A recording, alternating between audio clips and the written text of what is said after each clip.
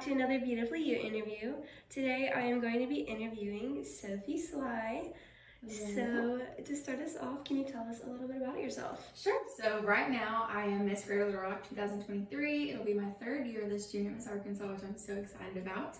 I'm currently a registered nurse at Arkansas Children's Hospital, where I have been a nurse for almost 2 years now. Going in July, that'll be 2 years, and I love my job.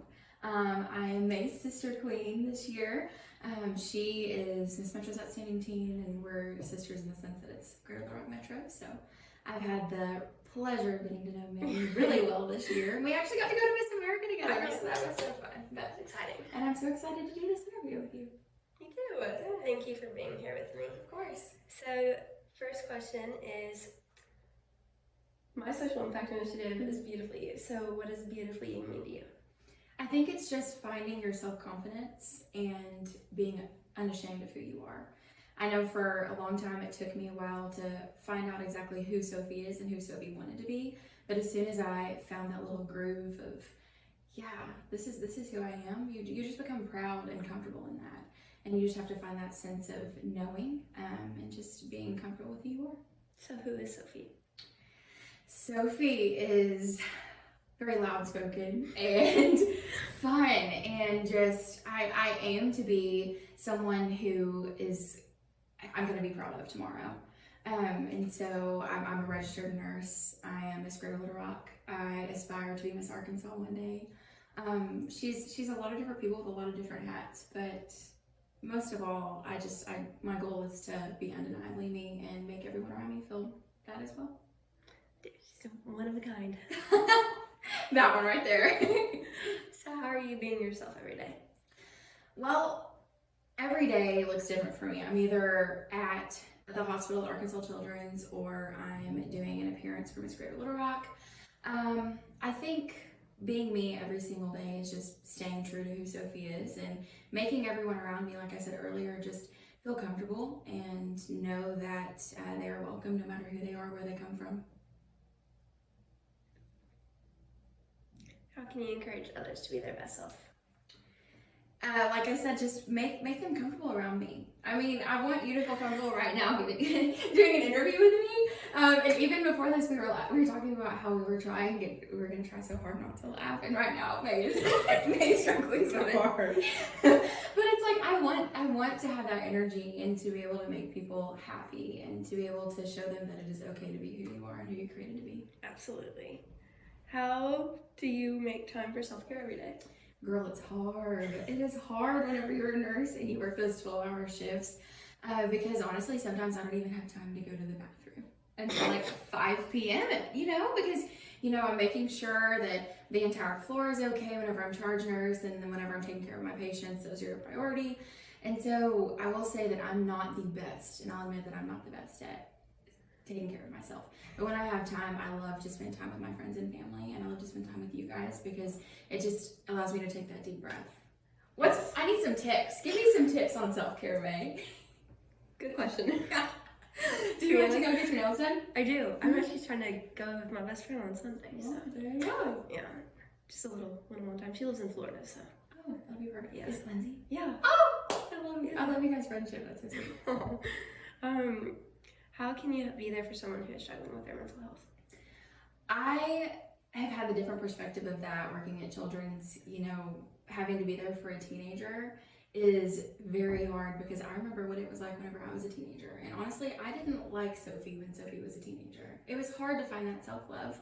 But I remember I went to a youth group camp, and there was a lady that looked at me and she was like, if you don't like yourself and if you don't like something about yourself, it's kind of like you're telling God that he messed up on his masterpiece. And I don't mean to get like spiritual or religious right now, but truly think about how true that is, And so it's just the fact that, like I said earlier, you have to be that light for other people. And it's something that you have to step out of your box, even if it is an uncomfortable conversation that you have to have. But just to ensure that your friends are okay and everyone around you okay too. So how do you make sure that everybody around you is okay? Be there for them and have those uncomfortable conversations. Be willing to step outside of the box and say, hey, you seem different today. What's up? Like, are you willing to talk about it? And if not, just be that comforting sense. Don't push it out of them, but just have that sense of, you're comfortable with me, you're welcome here, what's up? Yeah. How can you help someone get help with their mental health if they are not willing to get help with their mental health?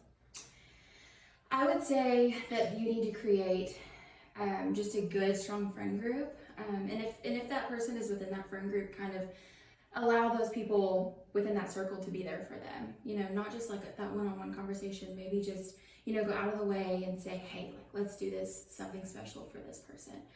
Because a lot of the time, one person, they're not going to make a change, but if there's a group of people that you can get in that circle, then a change is more willing to happen.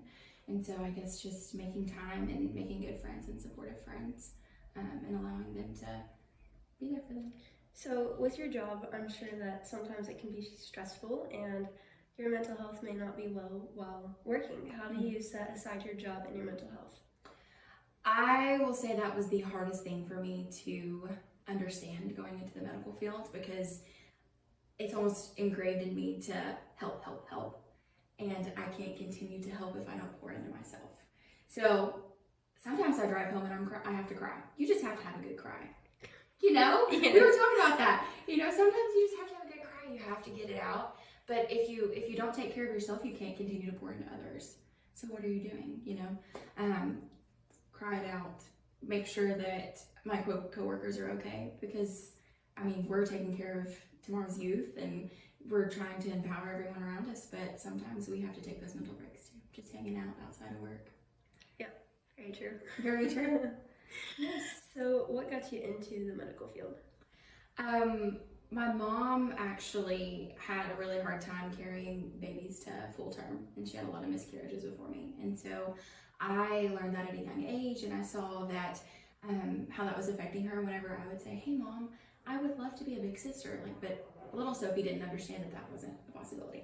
And so I wanted to help moms and kiddos out and just become a medical professional in that sense. And I found that nursing was that one-on-one type of relationship that I would like to have in a career, but also make a difference medically. How are you being a mentor to the kids that you help? I will say sometimes it's a little hard because my favorite age group to take care of is like 3 to 5-year-old boys, and then like 7 to 9-year-old girls. Teenagers are hard to take care of, but those are the people that need the mentorship the most, because they're trying to find who they are. Kind of like I was saying earlier, like I didn't know who Sophie was, but you have to find that groove. And so you do have to have those uncomfortable conversations, kind of like I said earlier, and just know that even though you're not their age, you've been there before. Like I'm fixing to be 24 in a couple weeks, and I'm not where you're at, but I was once. And so I kind of get it, and I have lived experiences that hopefully that they'll listen to and understand. I would probably find it hard for them to find out who they are in a hospital bed. Yep. I know with me currently, my arm is injured, and so it's kind of hard, like figuring out what to do next and how to go about it. So I can only imagine how I feel. It's a lot of vulnerability whenever you're in the hospital, especially as a patient, because you don't know what the next steps could be. And just like with your arm, like you didn't know what was going to happen or inevitably what you were going to be able to do on the Miss Arkansas stage. And so that's very limiting, but you've done a really good job managing it. And she's done a good job stepping outside of her comfort zone and adjusting her dances and everything and being open and honest about it. I love that you've been able to text me like, hey, what's next? Hey, what do I need to do? And so, yeah, I'm always here for you. And if you ever need anything, I'm here. She's one of my biggest inspirations and one of the reasons why I I got love this. you. I love her so much, and she's just one of the sweetest souls, and I'm so glad that we were able to form this connection this year. So Me too. yeah. Thank you all so much for watching this interview, and I hope you stay tuned for my next one. Bye. Bye.